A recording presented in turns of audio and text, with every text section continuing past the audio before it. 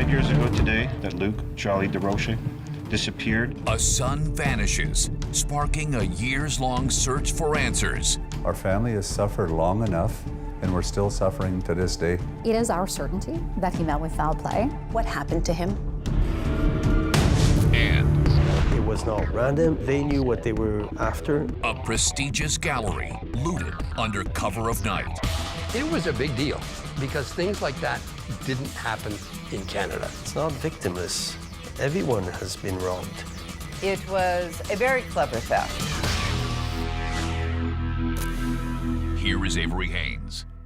Welcome to W5. North Bay, Ontario is often called the gateway to the north, but the small community a few hours from Toronto is notorious for something not as welcoming: the number of people who have disappeared. Geneviève Beauchemin digs into one of the town's most high-profile cases, one that has taken so long to solve that the missing boy's family has launched their own investigation.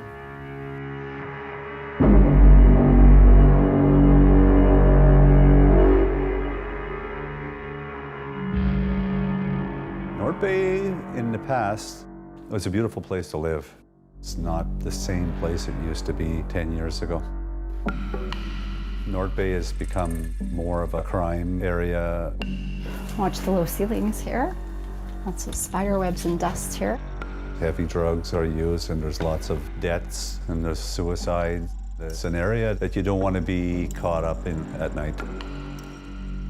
Rob, when you lifted the rock, was the rock lying on that or in front of that? Kind of in front of it. Rob Joly and Ellen White's journey down to this dark, damp crawl space began as an unlikely partnership. Ellen is a private investigator. Shining the flashlight into that hole. Okay. Rob, a father on a mission. There's some kind of stain right there. I don't know what that is. Sorry we couldn't record a video for you yesterday. They've teamed up to search for clues in the mysterious disappearance of Luke Joly Durocher, Rob's son, who vanished from North Bay in 2011. We've had several tips that indicated that there might have been some items left behind in the crawl space. They believe this crawl space next to the apartment where Luke stayed with friends could be key to the case. So of interest to us is Luke's distinctive purple belt. We're looking for a bag. Where is this here? Inside this wall is an odd place for a hammer to be. Yeah, I'm gonna get a picture. Luke is from the Quebecois First Nation and grew up near Témiscamingue, Quebec, about an hour's drive from North Bay. It's a small town where a pulp mill dominates the landscape and where Luke's big dreams were born. He was a kind and gentle soul. He loved music. He loved making people smile. He said, I will be famous, right? I will be famous someday. Happy birthday, Happy Luke. He wanted to be a musician, songwriter. Luke's mother, Monique, and older sister, Priscilla, love sharing stories of him as a boy. My God, like maybe a year old, 2 years old. I always say, what do you want for Christmas? And he would say, guitar. I want a guitar. Yeah, he's probably like 3. Yeah. Anyway, end up having a wooden guitar. He'd ask me to be his manager. Yeah. I'm Luke Joly. This song I'm gonna play right now was written about a dream I had when I was little. I remember we had a party at my friend's house and he brought his band over to play, and I just loved to play music. Brent, too, grew up in the same area. He's one of Luke's childhood friends. He's very caring. He's always looking out for you. How often do you think about Luke? Every day. Yeah, still. Sorry. Friday, March 4th, 2011. Luke and Brent were in North Bay celebrating a friend's move to the city. So it's just like kind of crappy, rundown area, and maybe that's all she could afford or something. I wouldn't say it's the nicest area, that's for sure. It was sketchy? Yeah. And that's the apartment where Luke and Brent planned to stay overnight on Sherbrooke Street, a residential building with 4 units. Take us back to the night where you last saw him. It's just like kind of like a regular night. Like we're just like horsing around and playing beer pong and stuff like that. And being young. Yeah, being young and person living there, she took out the Joly shots, and I guess we had a couple more drinks, and you start feeling it for sure. I just remember let's go to the bar and stuff.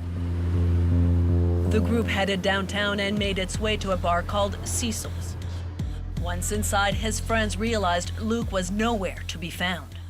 I got in, obviously, and everybody else got in, and I guess Luke didn't get in. The bar's security camera captured these moments. At 11:54 p.m., Luke and his friends go into the bar. But the bouncer turns him away.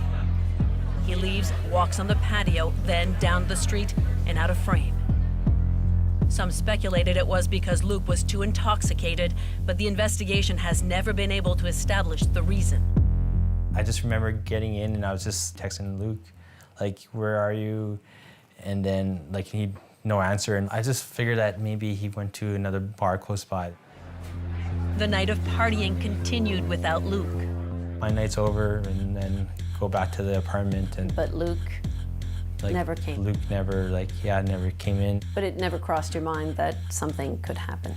Not ever in a million years. Then came the first clue something was wrong. Saturday morning, Brent planned to head back to Témiscamingue with Luke, but couldn't find him. Yeah, I messaged him hey, I'm going on the bus at 12 p.m. He didn't respond to that. So I was texting him through the night, where is he? And no answer. His mother texted me and said, have you heard of Luke yet? And I said, no. She says, and neither have I. She says, and I think I'm going to go to the police. And I'm like, well, just hang on there. It's only been a night.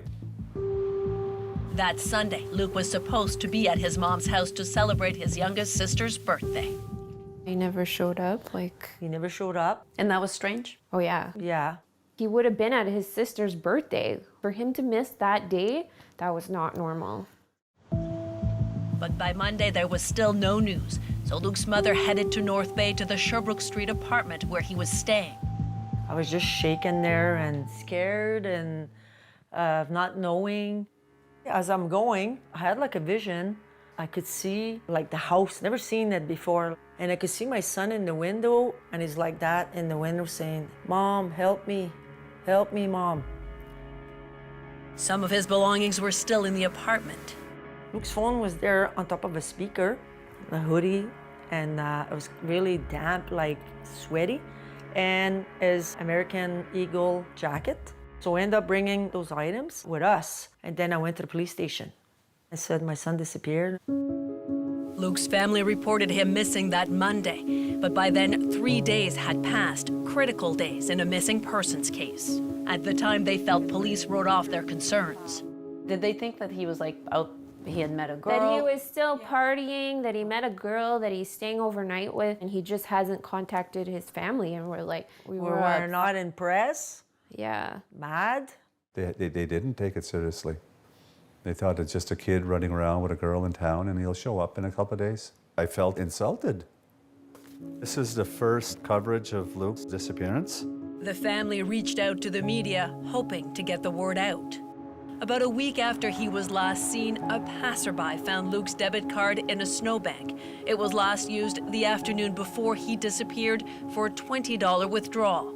Reports of police canvassing the area also emerged. The police decided that they're going to do a ground search of that neighborhood, the Sherbrooke area. They never came up with any results. About 6 weeks after his disappearance, police conducted a search at the Sherbrooke Street building. Don't wait 5-6 weeks. Go do it as soon as possible. But it was not the case. It was always delay. Why do you think they delayed? I don't know.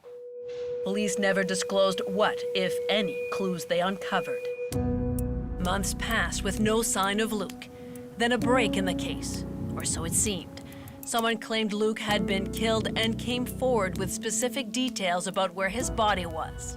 I remember thinking, wow, for me, it was very surreal. I was denial, I guess. I didn't want to believe it. It made me feel really mad. I can't see anybody wanted to hurt him. He's a good kid. Yeah, he's not looking for trouble. Police launched a search in Témiscamingue. Marine units scoured Lake Nipissing near North Bay. Nothing. A woman was eventually charged and sentenced to jail time for misleading police. Luke's family will never forget. Rob's victim impact statement to the court was heartbreaking. We are scarred for life now. I feel I have been robbed not only of my son, but also of the joys of life. Needless heartache, needless hopes. Exactly. What did that do to you and to the case? Well, it kind of put the case on hold. It was 5 years ago today that Luke Joly Durocher disappeared. In 2016, with the investigation seemingly at a standstill, police put up a $50,000 reward for new information. To this day, that reward remains unclaimed. If Luke was here today, what would you tell him? I would say, I'm sorry for leaving you that night. I think that's what I have a hard time with a lot, is just feeling that I let him down, you know, and his family down. Coming up, I think we're definitely heading in the right direction. searching for clues and hope Items were found in this area on that chair. when W5 continues.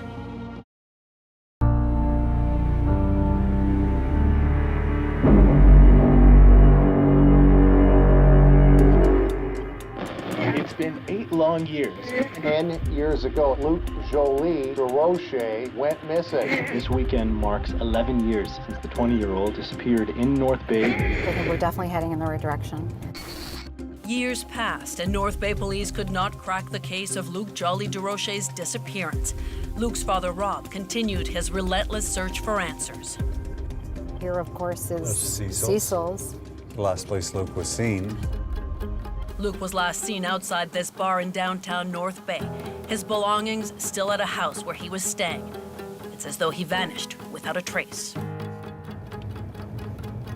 This spot right here, we were told that there was a person there who may speak to us. It seems as though most in this community of roughly 50,000 know Luke's story. Oh, you're looking for My son. Yeah. Heard of Luke? him. I've heard of, Yeah. seen all the posters and everything. Yeah. And just about everyone has a theory. I've heard names, you know, which I won't mention, but I've definitely heard names. Rob still couldn't piece together the mystery of his lost son. And so in 2020, he teamed up with Ellen White, a licensed private investigator with more than a decade of experience. This is not just a father. This person has taken on the role of an investigator. He needs some help, and we saw an opportunity to make not only Rob's life better, but to get some answers for the entire family. Ellen and her team began working the file, gathering tips. We have logged, we would certainly be into several hundred hours of visits, of interviews, of communications, of reporting on Luke's case. And soon the team settled on a theory many had long feared. We did rule out very, very quickly that Luke had just taken off to party somewhere, had met somebody and taken off. There is absolutely nothing to indicate that Luke was in any way upset, depressed, suicidal. You feel he met with foul play? It is our certainty that he met with foul play. About 98% of the tips that came into us always identified the same scenario and the same people. Is Luke's disappearance North Bay's worst kept secret? Certainly to my mind. That secret, she alleges, that many in North Bay know what happened to Luke. We followed Rob and Ellen. Hey there. They're not there? As they went door to door. I'm just gonna go have a peek, if that's okay. Looking for anyone willing to pass on valuable information. Maybe we can catch up on it. And after a number of failed attempts, Let's cross right here. It's Ellen. How are you? they find someone who they've been hoping to talk to for months. We've changed this person's voice for their safety. It happened in his residence in Sherbrooke. This is that person's version of events. After Luke left the bar that night in 2011, he got into a violent confrontation near the house where he was staying. When you say it happened, you mean that Luke was beat up or Luke was killed? Luke was killed, yeah. Did they say why?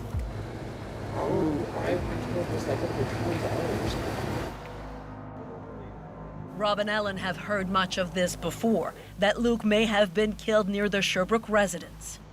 How significant would you say this particular interview was? Very significant. We really believe that this is the correct information.